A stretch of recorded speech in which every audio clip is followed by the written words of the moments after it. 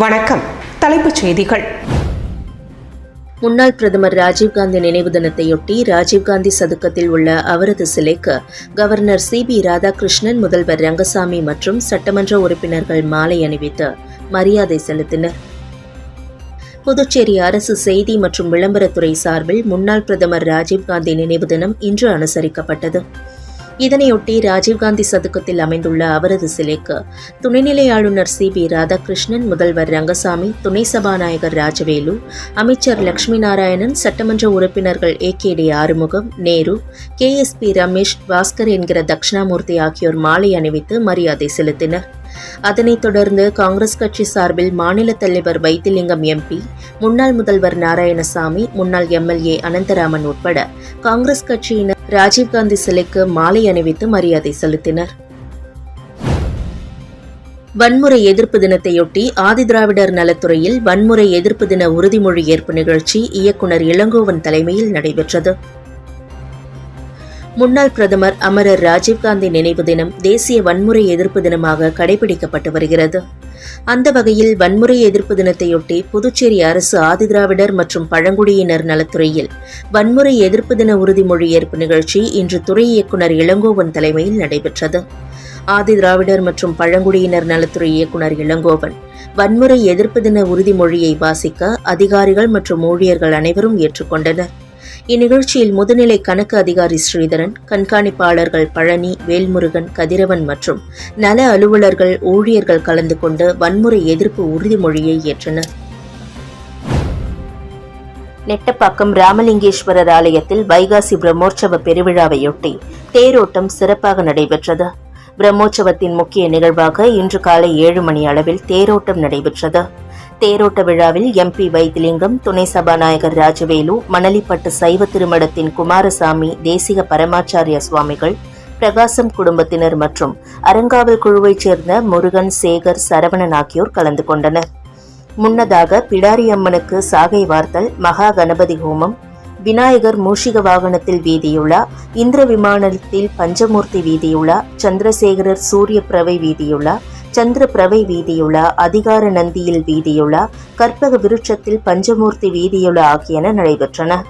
7ஆம் நாள் பர்வதவர்தினியுடன் ராமலிங்கேஸ்வரருக்கு திருக்கல்யாண உற்சவம் நடைபெற்றது. இன்று காலை தேரோட்டம் நடைபெற்று முக்கிய மாட வீதிகள் வழியாக தேரானது சென்று பின்னர் தேரடியை அடைந்தது. இவ்விழாவில் சுற்றுப்புற பகுதிகளிலிருந்து திரளான பக்தர்கள் கலந்து கொண்டு தேரை வடம் பிடித்து இழுத்தனர். விழாவில் கலந்து கொண்ட அனைவருக்கும் அன்னதானம் வழங்கப்பட்டது. விழாவிற்கான ஏற்பாடுகளை கோவில் அறங்காவல் குழுவினர் மற்றும் பொதுமக்கள் செய்திருந்தனர். காரைக்காலில் காவிரி மேலாண்மை ஆணைய கூட்டத்தில் மேகதாது அணை கட்டுவதற்கு ஆதரவாக நிறைவேற்றப்பட்ட தீர்மானத்தை கண்டித்து தீர்மான நகலை எரித்து விவசாயிகள் போராட்டத்தில் ஈடுபட்டதால் பரபரப்பு ஏற்பட்டது.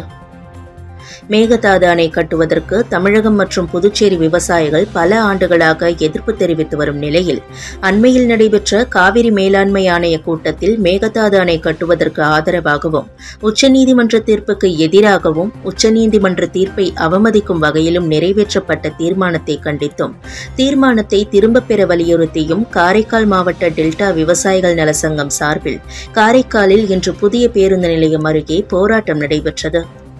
இதில் 50க்கும் மேற்பட்ட விவசாயிகள் கலந்து கொண்டு காவிரி மேலாண்மை ஆணையத்தால் மேகதாது அணைக்கு ஆதரவாக நிறைவேற்றப்பட்ட தீர்மான நகலை எரித்து போராட்டத்தில் ஈடுபட்டனர். மேலும் மத்திய அரசு மற்றும் காவிரி மேலாண்மை ஆணையத்தை கண்டித்து கண்டன கோஷங்களை எழுப்பி போராட்டத்தில் ஈடுபட்டனர்.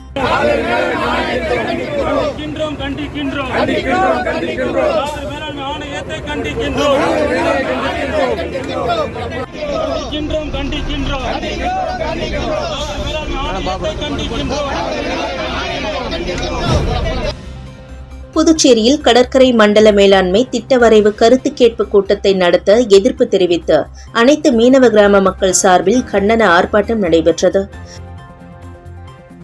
புதிய கடற்கரை மேலாண்மை திட்ட வரைவு கருத்து கேட்பு கூட்டத்தை ரத்து செய்ய வேண்டும் என மீனவ கிராமத்து பஞ்சாயத்தார் வலியுறுத்தி வருகின்றனர். இந்த கோரிக்கையை வலியுறுத்தி புதுச்சேரி சுதேசி ஆலை அருகே கண்டன ஆர்ப்பாட்டம் நடைபெற்றது. இதில் புதுச்சேரி 18 மீனவ கிராமங்களைச் சேர்ந்த பஞ்சாயத்தார்கள், மீனவர்கள் என நூற்றுக்கணக்கானோர் கலந்து கொண்டனர். கடற்கரை பகுதியில் சட்ட விதிகளுக்கு புறம்பாக அமைக்கப்பட்டுள்ள உணவகங்கள், உல்லாச விடுதிகள், சுற்றுலா தலங்கள் ஆகியவற்றை உடனடியாக தடை செய்ய வேண்டும். மீனவர் கிராமங்களில் கடற்கரை முழுவதும் மீன்பிடி தொழில் சார்ந்த செயல்பாடுகளுக்கான பாரம்பரிய கலாச்சார இடங்களை தெளிவாக பதிவு செய்ய வேண்டும் உள்ளிட்ட பல்வேறு கோரிக்கைகளை நிறைவேற்ற வலியுறுத்தி கண்டன கோஷங்களை எழுப்பினர்.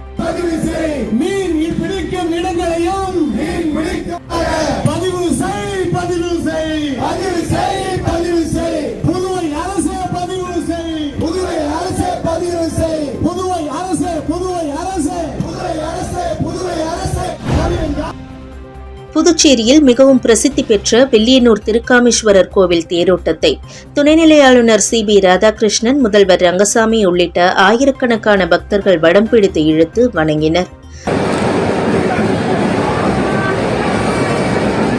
புதுச்சேரியை அடுத்த வில்லியனூரில் தர்மபால சோழ மன்னரால் கட்டப்பட்ட திருக்காமீஸ்வரர் கோவில் உள்ளது.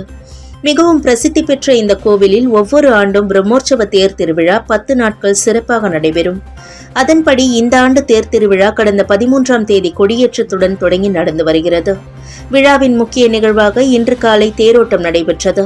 விழாவில் துணைநிலை ஆளுநர் CB ராதாகிருஷ்ணன், முதல்வர் ரங்கசாமி, சபாநாயகர் செல்வம், அமைச்சர்கள் நமச்சிவாயம், தேனி ஜெயக்குமார், சட்டமன்ற எதிர்க்கட்சித் தலைவர் சிவா உள்ளிட்ட ஆயிரக்கணக்கான பக்தர்கள் கலந்து கொண்டு வடம் பிடித்து இழுத்து தேரோட்டத்தை தொடங்கி வைத்தனர். தேர் திருவிழாவில் புதுச்சேரி மட்டுமின்றி அருகிலுள்ள தமிழக பகுதியான கடலூர், விழுப்புரம் மாவட்டங்களிலிருந்தும் ஆயிரக்கணக்கான பக்தர்கள் கலந்து கொண்டு சுவாமி தரிசனம் செய்தனர். மேலும் தேரோட்டத்தை முன்னிட்டு கோவில் மாட வீதிகளில் அன்னதானம் வழங்கப்பட்டது.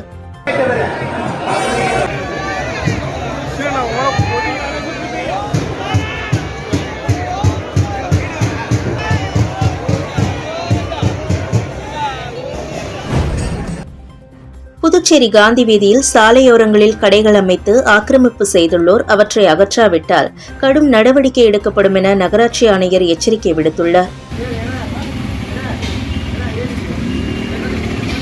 புதுச்சேரி காந்தி சாலையில் ஆக்கிரமிப்புகள் உள்ளதால் வாகனங்கள் சாலையில் செல்ல முடியாத நிலை உருவாகியுள்ளதாக புகார்கள் எழுந்துள்ளன.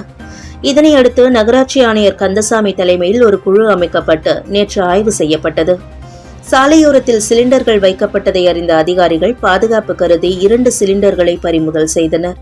விதிமீறலை காரணம் காட்டி சில கடைகளுக்கு அபராதமும் விதிக்கப்பட்டது. சாலையை ஆக்கிரமித்துள்ள பழம், இளநீர், துரித உணவகங்களுக்கு எச்சரிக்கை விடுத்துள்ளனர். மீண்டும் வியாழக்கிழமை பார்வையிட வருவதாகவும் அதற்குள் ஆக்கிரமிப்புகளை அகற்றாவிட்டால் நடவடிக்கை எடுக்கப்படும் எனவும் ஆணையர் தலைமையிலான குழு எச்சரித்துள்ளது.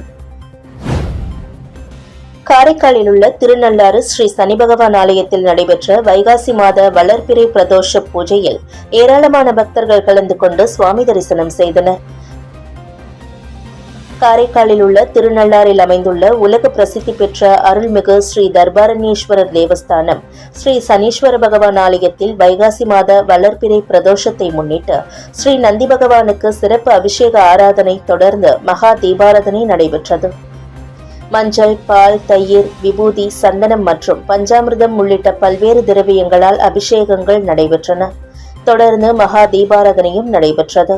வைகாசி மாத வளர்பிறை பிரதோஷ பூஜையில் ஏராளமான பக்தர்கள் கலந்து கொண்டு நந்தி பகவானை வழிபட்டனர். விபத்தில் உயிரிழந்த ஈரான் அதிபருக்கு அஞ்சலி செலுத்தும் விதமாக புதுச்சேரியில் சட்டமன்றம், ஆளுநர் மாளிகை உட்பட அரசு அலுவலகங்களில் தேசிய கொடி அரைக்கம்பத்தில் பறக்கவிடப்பட்டுள்ளது.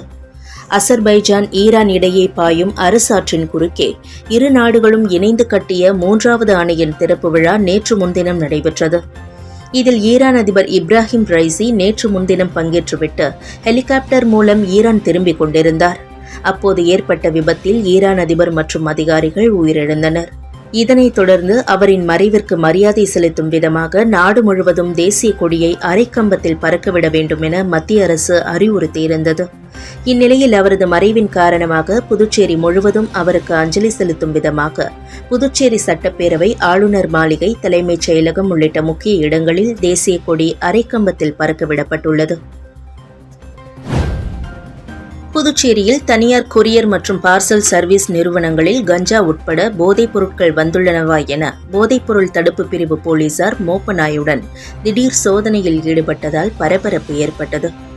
புதுச்சேரியில் நாளுக்கு நாள் கஞ்சா உட்பட போதைப் பொருட்களின் விற்பனை அதிகரித்து வருகிறது. இதனை தடுக்க அரசு மற்றும் காவல்துறை பல்வேறு நடவடிக்கைகளை எடுத்து வருகிறது. இந்நிலையில் புதுச்சேரி 45 அடி சாலையில் உள்ள தனியார் கொரியர் நிறுவனங்கள் மற்றும் பார்சல் சர்வீஸ் நிறுவனங்களில் போதைப்பொருள் தடுப்பு பிரிவு போலீசார் திடீர் சோதனை மேற்கொண்டனர். போதைப்பொருள் தடுப்பு பிரிவு இன்ஸ்பெக்டர் தனசேகரன் தலைமையிலான போலீசார் மோப்பனாய் பைரவா உதவியுடன் கொரியர் நிறுவனங்களில் கஞ்சா, போதை ஸ்டாம்ப் உட்பட போதைப் பொருட்கள் வந்திருக்கிறதா என சோதனை செய்தனர்.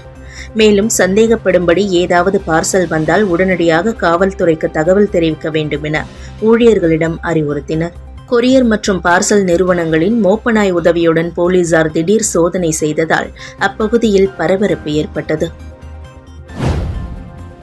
பழமை வாய்ந்த நெடுங்காடு மனோன்மணி மாரியம்மன் ஆலய தீமிதி திருவிழா 200க்கும் மேற்பட்ட பக்தர்கள் தீமிதித்து நேர்த்திக்கடன் செலுத்தினர். காரைக்கால் மாவட்டம் நெடுங்காட்டில் அமைந்துள்ள பழமை வாய்ந்த ஸ்ரீ மனோன்மணி மாரியம்மன் ஆலயத்தில் கடந்த 12ஆம் தேதி கொடியேற்றத்துடனும் விக்னேஸ்வர பூஜையுடனும் தீமிதி திருவிழா துவங்கியது. அன்று முதல் அம்மனுக்கு சிறப்பு அபிஷேக ஆராதனைகளும் சிம்ம வாகனம், ரிஷப வாகனம், அன்னவாகனம் உள்ளிட்டவைகளில் அம்மன் அலங்கரிக்கப்பட்டு வீதியுலா நிகழ்ச்சிகளும் நடைபெற்று வந்தன. திருவிழாவின் முக்கிய நாளான இன்று ஸ்ரீ மனோன்மணி மாரியம்மனுக்கு சிறப்பு அபிஷேகத்தை தொடர்ந்து சந்தனக்காப்பு அலங்காரம் செய்யப்பட்டு சிறப்பு ஆராதனைகள் நடைபெற்றது. பின்னர் அம்மன் அன்னவாகனத்தில் வலம் வந்து தீக்குழிக்கு அருகில் எழுந்தருளியதை அடுத்து முக்கிய நிகழ்வான பூமுதிர்த்தல் எனப்படும் தீமிதி திருவிழா இன்று மாலை நடைபெற்றது. இதில் 200க்கும் மேற்பட்ட பக்தர்கள் ஒரு வார கால விரதம் இருந்து தீமிதித்து நேர்த்திக்கடனை செலுத்தினர். தீமிதி திருவிழாவை காண சுற்றுவட்டார பகுதிகளில் இருந்து ஏராளமான பக்தர்கள் கலந்து கொண்டு அம்மனை தரிசனம் செய்தனர்.